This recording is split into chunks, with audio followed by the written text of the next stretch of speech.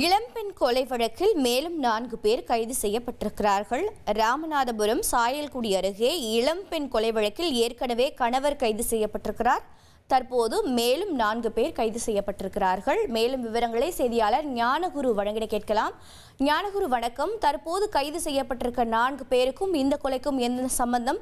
அவர்கள் மீது என்ன பிரிவுகளில் வழக்கு பதிவு செய்யப்பட்டிருக்கிறது? விவரிங்க. ராமநாதபுரம் மாவட்டம் சாயல்குடி அருகே வெட்டுக்காடு என்ற பகுதியில் கணவருடன் ஏற்பட்ட கருத்து வேறுபாடு காரணமாக ஜெமினி என்ற பெண் கடந்த 5 ஆண்டுகளாக கணவனை பிரிந்து வாழ்ந்து வந்த நிலையில் கடந்த ஜூலை 17ஆம் தேதி வீட்டில் இரவு சாப்பிட்டுக் கொண்டிருந்த ஜெமினி முகத்தை மூடிய முகமுடி கொலையாளர்களால் அருவாளால் தாக்கப்பட்டு இரத்த வெள்ளத்தில் ஜெமினி என்ற பெண் உயிரிழந்தார். இதை மாவட்ட கண்காணிப்பாளர் சதீஷிடம் பெற்றோர்கள் புகார் அளித்து வந்த நிலையில் ராஜகோபாலை ஆள் வைத்து கொலை செய்திருப்பதாக புகார் அளித்திருந்தார்.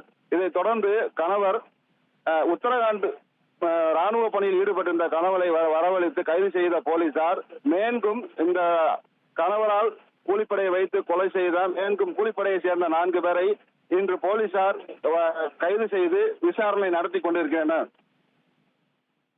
தகவல்களுக்கு நன்றி ஞானகுரு.